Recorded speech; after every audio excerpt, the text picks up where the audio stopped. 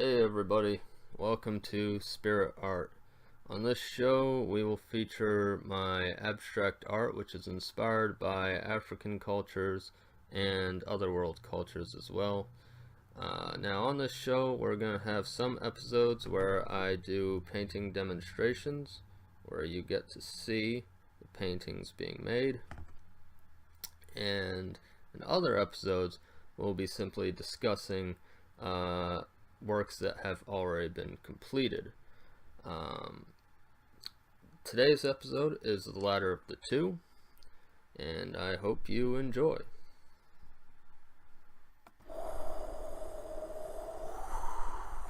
Spirit art.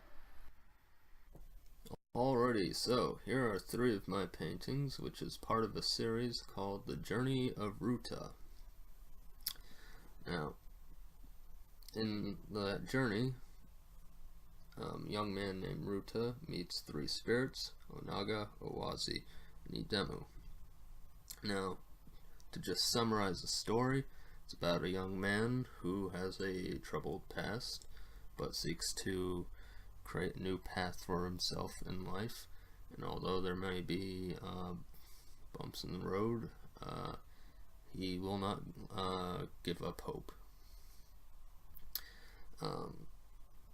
That story is expressed with these hieroglyphs throughout all three panels, so the whole story is in all three of them, so you have to read all three in order to get it all. Now, I won't be translating those glyphs for you because I think it's funner if you're capable of deciphering it yourself. And some of you may very well be able to do that, because there are a lot of people who are able to figure out these things. And maybe you will, who knows. Now, inspirations there's quite a few inspirations to these artworks. And one of the artworks that inspired all three of these is the Benin Bronzes. The Benin Bronze come from Nigeria, the Benin Kingdom. They were created, as one Oba put it, in the absence of writing. They were historical documents shown through imagery. That's not an exact quote, but it was basically that. I should mention an Oba is a king of Benin. That is what they call their kings. Speaking of which, the historical event that is being depicted here is of an image of an Oba, and as you might notice, he has for legs fish, these mud fish. And that is because there was an Oba that his legs were crippled, and he did not want his people to know that, much like a very famous president of America. He didn't want his people to know that he was crippled. So he actually told the people that Olakan, the sea god, came to him and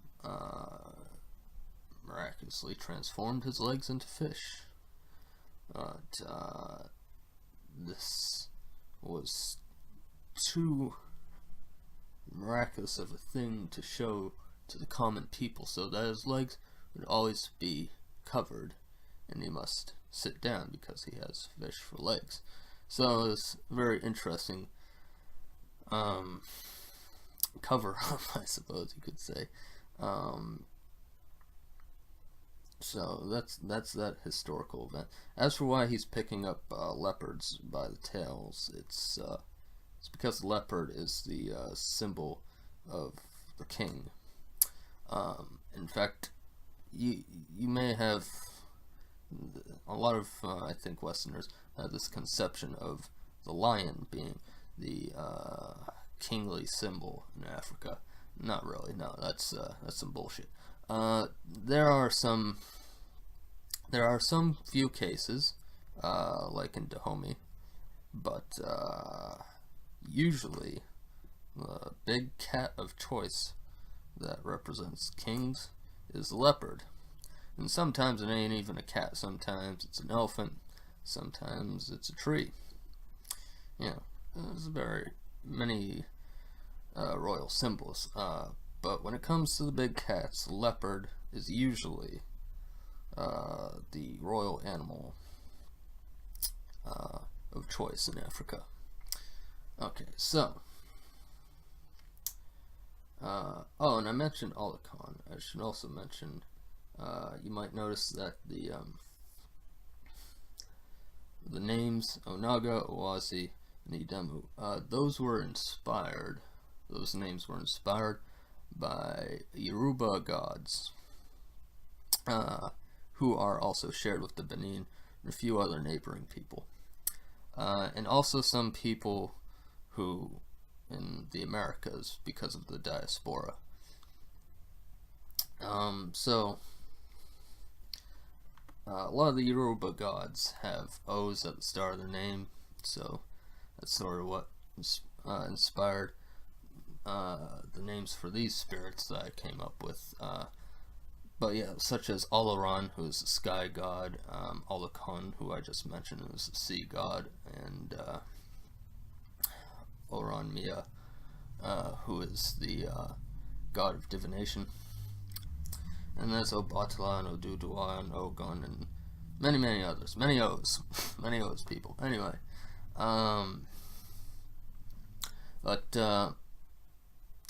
Idemu's name starts with an E because I was thinking of Eshu at the time, who is the trickster god, and also the youngest of the gods. We'll get back to Eshu in a sec, but let's move on. Alright, so another thing that is an inspiration among all three of these pieces is the Bamam language. Now, for many years, even before I got into Africa, I was very interested in symbols, in creating my own little alphabets and whatnot. And the one that's used in this painting is my latest and most often used symbols, and they were partly inspired by the Bamam language, which was created by King Najoya in Cameroon. And he actually made a number of different versions of this language, and I've looked at many different versions of his language for inspiration for these symbols, and I will also admit that, of course, there's a little bit of Japanese influence in there because of the verticality of how I'm writing it. Why did he want a writing system? Because he saw that the invading Europeans had a writing system, and he thought it would be good for his people to have their own writing system. That is what inspired this set of symbols that I'm using across all three. And you'll see that alphabet of mine and other artworks that I do as well. Alrighty. So let's get to specific inspirations for Onaga here. Part of that character's inspiration was the Shante artwork, such as the Akuba. As you can see, the Akuba has those very ringed neck design, which I used not only on Onaga's neck but on the waist, and even to some extent it's reflected in that rib cage like area. and of course that nice oval-like face, disc-like face, maybe is what I should say, and even some of the facial features. Yeah, it's funny. I did quite a few sketches. I was doing quite a few sketches of this basic form, and I was like, no, fuck this, fuck this, fuck this, fuck this, and then just randomly was looking at Shantae, and I was like, bam, that's it. That's the language. That's the visual language that I need to make this sketch work. And I think it came out pretty fucking well.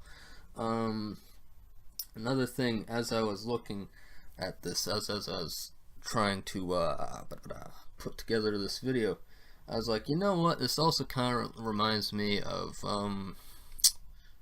Tellem sculpture, which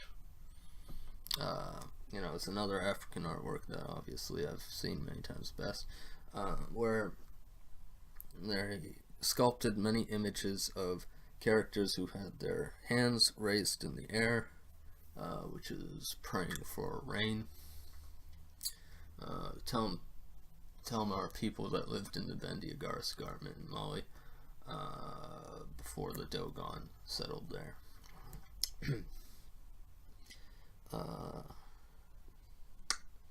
Oh, and if I didn't mention the Ashanti are for Ghana.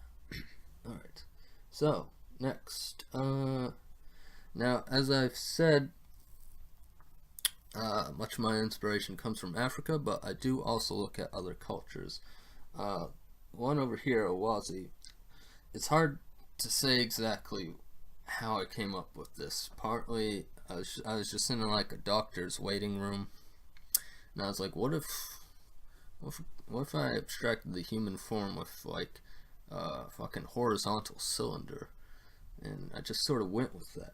But I remembered while I was waiting for that doctor's appointment, while I was in that waiting room, I was also looking at a little book of mine. It's a little tiny portable book about Museum of Fine Arts in Boston, and I was looking at one image in particular before I started doing that little sketch, which is this Peruvian textile. The textiles of Peru are very, very elaborate and easily among the best textiles in the world. Now, I don't know if you can see the sorts of influences there, but that is what I was looking at like right before I sketched this thing.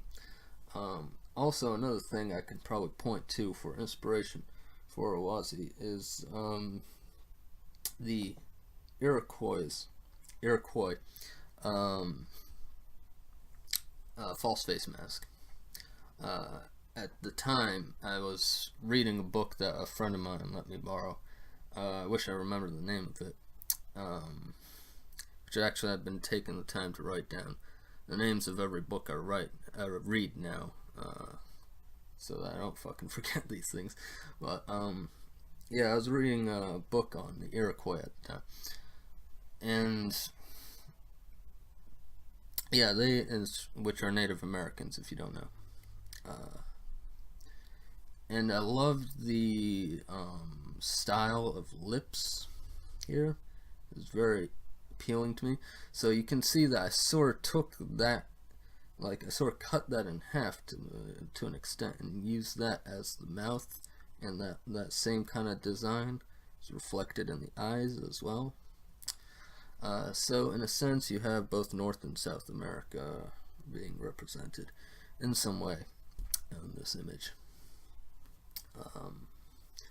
But again, usually I'm looking at Africa the most, which is where we'll get back over here to Idemu, who, as I hinted at before, had some inspiration from Eshu. You can see that elongated form on top of Eshu's head there, being very similar to what I represented. Though I do tend to think that might have been coincidental, because I feel like I was actually, at the time when I drew Idemo there, I'm pretty sure I was actually trying to reference Mawash Amabui, which is a character from Central Africa, which represents the king of the Kuba. Specifically, the Democratic Republic of Congo, I should say, is where the Kuba is. And if I didn't mention, Yoruba are from Nigeria. I know I mentioned that for the Benin, but just, covering all my bases. Anyway, another thing that inspired Idemo's look is a lot of just, in general, African sculpture. And let me just click this. This is a Mambila ancestral figure, but reason why I chose this image, not necessarily because of it being Mambila, but because it demonstrates a few conventional things that you see a lot in Africa. One is the bent kneed position, which is of course stylized in my painting, but you see that a lot in African sculpture, and in fact you can actually see that in that Tellem sculpture, though it's a bit hard to see because that's facing forward. But that was done on a lot of African sculpture because it gives a lot of stability to the sculpture. So that's one of the main reasons. It also just creates a very nice zigzag-like imagery there. So despite the fact that it's not necessarily a very comfortable position in real life, it is good for the sculpture itself. Also is the sort of almost 90-degree angle arms position, which is also shown to some extent in the demo artwork. I have it leaning down. It's a little less than 90-degree on mine, but yeah, so you can see both the arms and legs, the positions that they are in was inspired by a number of different African sculptures. Mambila are both, they border Nigeria and Cameroon. They're in both. So another thing real quick, something I noticed while I was recording is apparently somebody spilled something on my artwork there, Onaga. If you look closely, one of the letters, little hieroglyphs, got smudged out. Now, I had this on display at 2 art galleries, and it must have been damaged during that time. And of course, at first I was pretty angry about this, but I took a little while to think about it from an African perspective, and a lot of African artwork, a lot of the old stuff, stuff that's used traditionally, actually gets eroded away over time. A lot of the details of the art is diminished because they're used ritually, and they are given libations of various liquids, whether that liquid be animal's blood, alcohol, milk, grain, gruel, or what have you. So instead of being mad about this, and I could have easily corrected that, could have painted over and redrawn the character, I decided that to leave it there, as it sort of connects to that African tradition I just mentioned to you, and which I guess that means someone got some magical use out of it.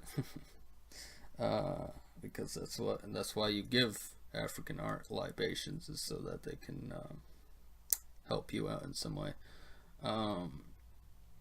Funny thing is, very coincidentally, the painting of Onaga actually has an object in it, that swirled-like object that has been given a libation, an intentional one. You notice the red part at the tip of it. That was meant to be like a blood sacrifice. So yeah, a painting that had a depiction of libation wound up getting a libation of its own. Well, I don't think it was intentional, but somebody spilled something on my image. It's not a huge deal, it's a little drop. So yeah, I'm just sort of gonna stick with that. In some ways you could say it added value to it, because we got this little interesting story out of it, didn't we? Thanks for watching, and if you want to support the channel, please subscribe for more videos. And if you want to take a closer look at the artwork that was featured in this video, please check out the art website links that are in the description below.